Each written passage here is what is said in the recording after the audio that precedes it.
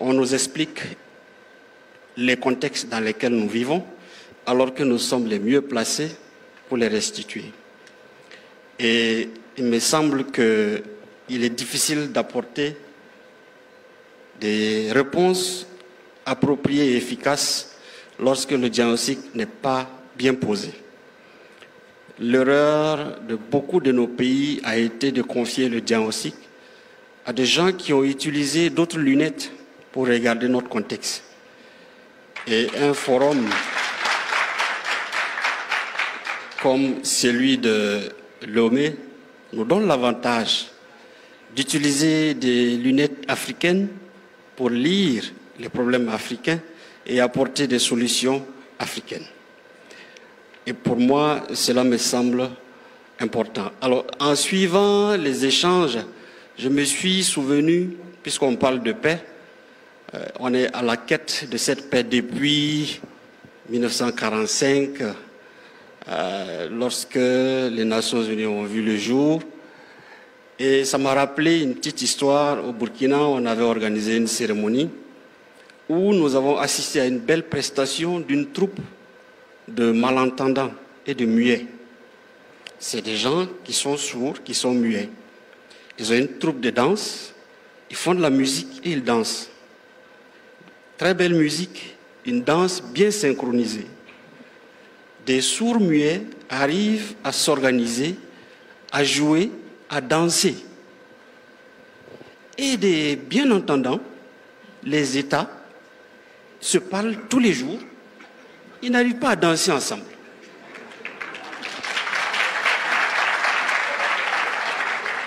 Et nous avons le concert des nations dans tous les discours, tout le temps.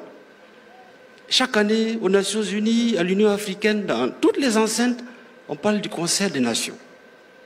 Et je me suis dit, il y a un problème. Alors, ça m'a inspiré un petit texte que j'aimerais partager avec vous, pour qu'ensemble on se comprenne. Pendant tout ce temps, on se côtoie, on se parle, on ne s'écoute pas. Et quand on s'écoute, on ne se comprend pas. Quand on se comprend, on ne se considère pas. Je pense que tout le problème, probablement, se trouve à ce niveau. Et justement, l'avantage de voir des jeunes ici participer aux échanges, pour moi, constitue une réponse à cette préoccupation. Et ce texte, je l'ai intitulé « Concert des nations » pour ne pas dire « cacophonie des nations », parce que pour moi, nous sommes comme un orchestre, comme une philharmonie, et nous avons déjà des couplets qui sont consignés dans une charte qui s'appelle la Charte des Nations Unies. Et cette charte, les couplets ont été discutés entre nous. Il est vrai que beaucoup de pays n'étaient pas là lorsqu'on l'adoptait, mais ils sont arrivés, chacun à son rythme, ils sont arrivés à adhérer à la charte. Mais jusqu'à présent, la musique tarde à venir. Et des hommes et des femmes attendent dans les quatre coins du monde pour danser sur cette belle musique qui n'arrive pas. Et donc je disais que après les horreurs de la guerre de 1945, les États se sont engagés pour bâtir un monde de paix. Telle une philharmonie, les nations devraient entonner à travers l'ONU la symphonie mondiale pour la paix. Les couplets étaient bien écrits dans une charte qui fondait un nouveau regard, un nouveau départ. Et la baguette du maestro, tenue par l'ONU, cristallisait tous les regards. Le monde allait tourner la page des troubles et violences d'une guerre affreuse. Et tous les voyants s'annonçaient verts pour une planète heureuse. Les musiciens du monde se sont appropriés les couplets de la charte. Ils ont validé le préambule et farté chaque article tel un chant qu'on essarte. Puis au fil des ans, de nouveaux musiciens ont rallié la philharmonie. Ils sont d'Afrique, ils sont d'Amérique, d'Europe, d'Asie et d'Océanie. Ils veulent jouer leur partition teintée de l'authenticité contextuelle. Ils étaient pleins d'enthousiasme en adhérant à cette vision nouvelle. Puis 10 ans se sont écoulés et les musiciens cherchent toujours la bonne balance. Puis 20, 30 ans se sont écoulés et les musiciens n'ont pas encore la meilleure cadence. Puis 50 ans, les musiciens n'ont pas réussi à créer la bonne ambiance. Et 8 décennies après, les musiciens continuent toujours de jouer avec notre patience. La symphonie tant attendue vacille entre pluriphonie et cacophonie. Les danseurs qui attendent dans les villes et villages du monde sont dans la mélancolie. Le rendez-vous promis par la charte s'éloigne chaque jour et se reporte à l'infini. La danse de la paix tant attendue n'aura pas lieu après 8 décennies. La baguette tenue par l'ONU s'est cassée et le bout restant est tordu. Les gestes du maestro sont à peine suivis lorsqu'ils ne sont pas confus.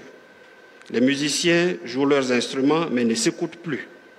Et lorsqu'ils s'écoutent et se suivent, ils ne se comprennent plus. Les décideurs autoproclamés du monde célèbrent le deuil de la symphonie. Leur musique cacophonique ne produisant plus que conflits et insomnie. Les morts à Gaza et dans les Grands Lacs ne suscitent plus la compassion. Les décideurs ne pensent qu'à leur cachet. Les larmes du Sahel peuvent continuer à couler.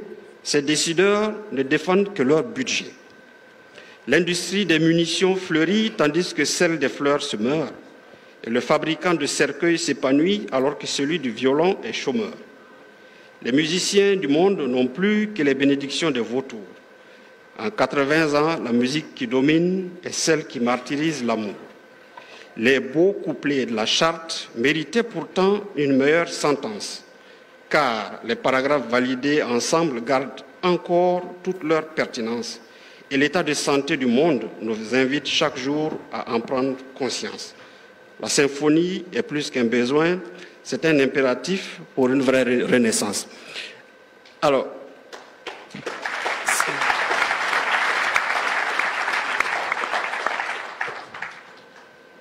ce texte, j'ai voulu le ressortir ici pour montrer toute l'importance d'un cadre comme celui du forum que nous tenons. C'est un cadre qui nous permet de corriger, de rectifier et de recentrer un certain nombre de choses. J'ai suivi certaines déclarations hier où on a présenté des contextes, mais de manière partielle. Et comme je l'ai dit, les bonnes réponses viennent lorsque les bonnes questions sont posées.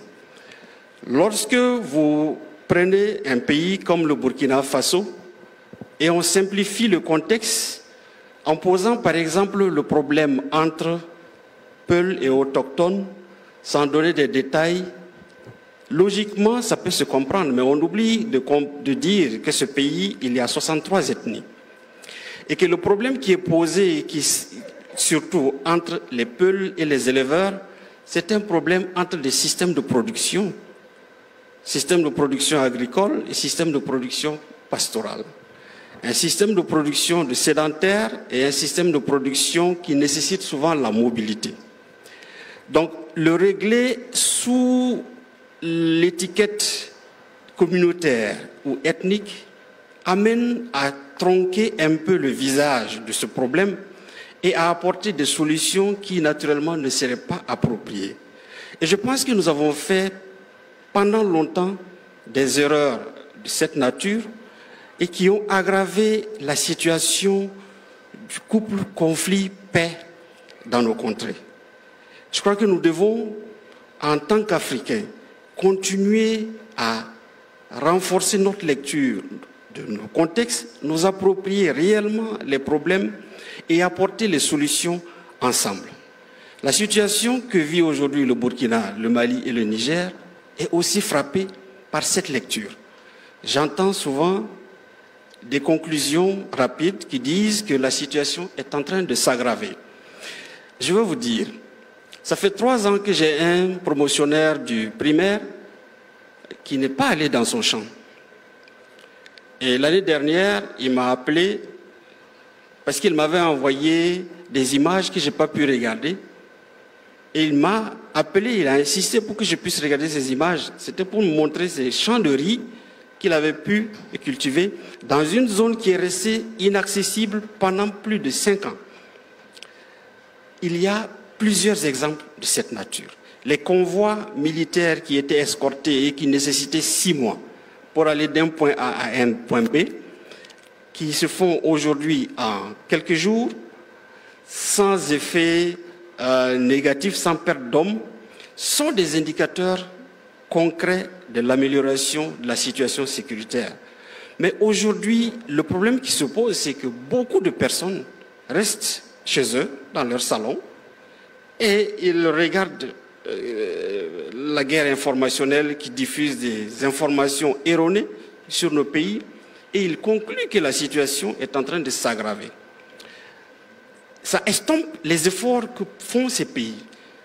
Prenez le rapport de la Banque mondiale, le dernier rapport sur le Burkina Faso, où le taux de croissance est en nette amélioration. C'est le même constat lorsque on ramène simplement au niveau de la production agricole qui a tendance à baisser. Mais nous avons des taux qui s'améliorent chaque année. Les changements climatiques ont certes un effet, mais il y a certaines zones où ça a même accéléré l'innovation. Vous allez dans le nord du pays, il y a des acteurs dans cette salle ici qui ont fait un excellent travail et les paysans ont adopté des technologies dans les villages. Au Niger, aller à Loga, le plateau de Baziga, je connais très bien, j'ai vu des hommes et des femmes avec qui nous avons travaillé et qui ont transformé des bouts de rochers en espaces de pâturage. Il y a un travail qui se fait chaque jour. Les Africains travaillent, innovent, produisent, mais c'est très peu valorisé. C'est très peu valorisé parce que nous ne sommes pas là nous-mêmes pour raconter notre propre histoire. Et c'est ce que nous devons faire aujourd'hui si nous voulons compter demain dans la course du monde. Et je me réjouis de voir que les thématiques qui ont été choisies ici se complètent et restituent réellement les problématiques d'ensemble. La question de la jeunesse, la question de l'intelligence artificielle, qui est combinée aussi avec la guerre informationnelle et tout ce que nous subissons comme lecture totalement négative sur nos contextes. Donc, je ne vais pas être très long. Je vais juste m'arrêter là en remerciant encore les organisateurs de ce forum pour dire que nous avons besoin davantage de ce cadre-là pour nous comprendre, harmoniser nos regards, les corriger, les nuancer, parce que l'harmonie que nous attendons au sommet est fortement dépendante de celle que nous-mêmes nous allons créer à des niveaux subsidiaires, dans nos familles, dans nos organisations, dans la sous-région et avant d'être au niveau du Conseil des Nations.